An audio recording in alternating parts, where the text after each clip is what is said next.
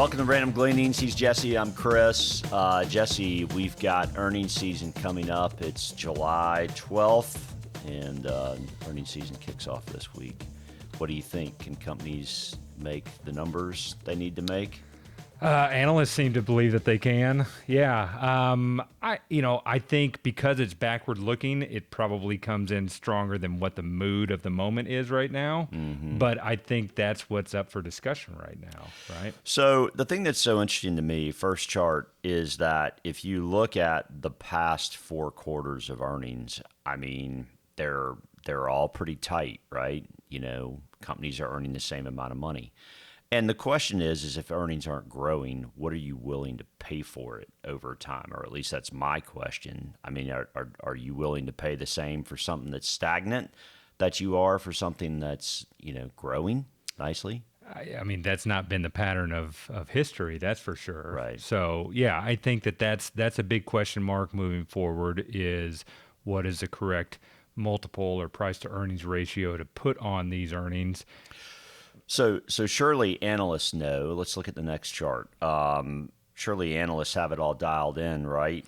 Well, that's my point in what I said earlier, is that analysts are suggesting that there's no real reason to get excited about Q2 earnings, at least in what they're going to report having happened, right? And what I mean by that is, the number that you had on that last chart, the 55.17 estimated, does it come in right at 55.17? Unlikely, but is it close? Probably, at least based on what those paid to analyze these companies are saying. Well, historically, they've beaten. And that's true too. Yeah, I mean, companies generally set up to beat their earnings and try to give themselves a pretty decent margin to do it. The question is by how much, and really what is the market expecting?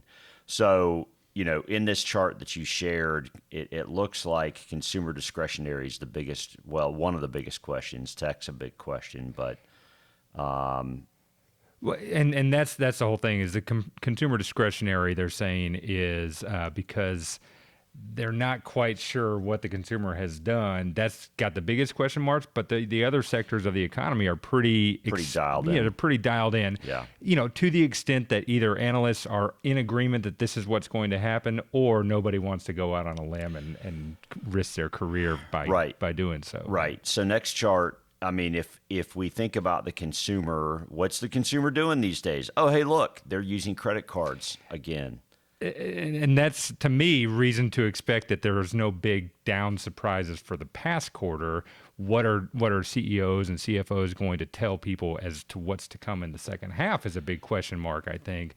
But this is, this supports the idea that the economy is strong from a business perspective, but the consumer is getting a little bit more. Yeah, I mean, it looks like the consumer's getting a little more stretched. I mean, you've got debt levels that are starting to reach some higher numbers here. What will the consumer do when the GDP report comes out and folks start talking about the old school definition of a recession, which is 2 negative quarters of GDP in a row?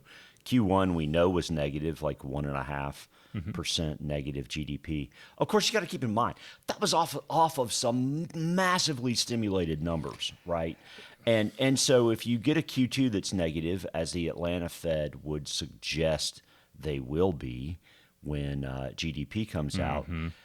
So the real question is when Hoda Kotb on the Today Show or whomever starts talking about the word recession and it becomes part of the vernacular in every house across America, will the consumer change their behavior? Will they tighten their belt a little bit? That's a big question because while you and I can agree that 2 negative quarters of GDP portend recession, there are some indicators that would suggest that those that call a recession, the National Bureau of Economic Research, may look at some other data and suggest that, we're not in recession. So just be prepared. If this were a recession, on that. It's the weirdest one ever. And we're going to talk about why that is. Coming off of a global pandemic and massive, massive stimulus liquidity and now a tightening of that liquidity cycle. So it is odd. So next topic, the Fed's been on a tear. Let's take a look at some of the things that might be inflationary.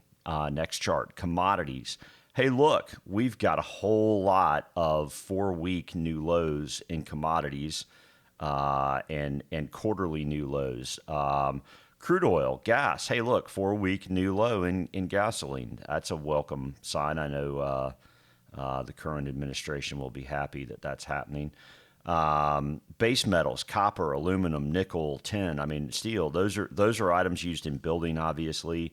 Coming down the list, corn, cotton, coffee, wheat, soybeans, et cetera. I mean, there are a lot of things hitting new monthly lows, right? So that's less inflationary. That's good, right? Yeah. Again, that would also suggest recession. Well, maybe, or at least that things are getting less bad. Okay, Yeah, and that's fair. That's fair. good. Next chart, supply chain. Hey, look, the supply chain's getting better, right? Okay, that's got to be less inflationary because ultimately you aren't charging as much for getting goods from one place to the other, and goods are more readily available because maybe it's slowing down a little bit. Hey, that's a good thing. That's a reason that the Fed may be able to back off of the work they're doing. Next chart. Oh, hey, look. The last 5 times the spread, this is from our friend Charlie Bolello, the last 5 times the spread between new orders and inventories in the manufacturing index was this negative, the U.S. was already in recession. Inventories are building up, right? What'd you tell me about Target? I mean, it's been reported. I'm sure that this has been seen probably. It was on CNN. Yeah, but I mean, I think it's been on Facebook at this point. In that Target is telling folks Don't in give some us cases, back. don't even give us that bag. We'll give you the money We'll back. We don't want to take that We inventory don't want the back stuff. on. We That's don't have exactly anywhere right. to put the stuff. Yeah. Okay, so let's review. Commodities are coming down. The supply chain's easing, and inventories are backing up because they've got more than they can sell. Right. And I think by the time folks actually see this episode tomorrow, the CPI number will have come out. That's right. So what do those things indicate to you as far as CPI? Well, the CPI number will probably be lower as a result. But we talked about this before. If you work off a model of 2% core inflation, like we've had 8s on CPI, right? So we can do some quick math. So if you've got 2% core inflation, right, as the Fed's suggested, that's their target, and you've got in those CPI numbers 3% coming from supply chain, commodity inflation, et cetera, and those things are easing, you would expect that the number ought to be a little better. Right. That portion ought to be coming down. That's right. But we've also talked about 3% coming from excess demand, and where's that coming from? And that's the topic we're looking at next. Jobs, right? I mean, just a hot jobs market. So what we've got now is a situation where right now Fed funds, federal funds rate futures are targeting for the end of July a 92% chance that the Fed raises interest rates by 0.75%. I mean, which is a massive increase. I mean, we haven't done that with the exception of this year and going back to Alan Greenspan in 1994, when they were just jacking rates at a larger number, right? So you've got these numbers falling on the commodity and supply chain and inventories front, and yet the Fed is continuing to just ratchet through the roof on interest rate increases. So that's July, considering a 0.75% increase. Next chart, if you look at September's expectations, you've got a 68% chance they raise another 50 basis points. You've got a 30% chance they raise another 75 basis points, and a 2% chance they ratchet it an entire percent, which they haven't done yet to this point. So how could it be that inventories are rising, commodity prices are falling, and yet the Fed is continuing to be so aggressive? I mean, if those things bring down inflation, it would seem that their concern on the inflation number is on jobs. I mean, I don't remember the guy's name that got Clinton elected back in 1994. I mean, he said it's the economy, stupid. It's the jobs. At the end of the day, you've still got a situation where corporate America hasn't backed off on the jobs market. I mean, you got a 3.6% unemployment rate. It's been the same this entire year, and you've got job openings that haven't fallen below 11 million. And we're a long way from parity of where we were back in, pre-COVID.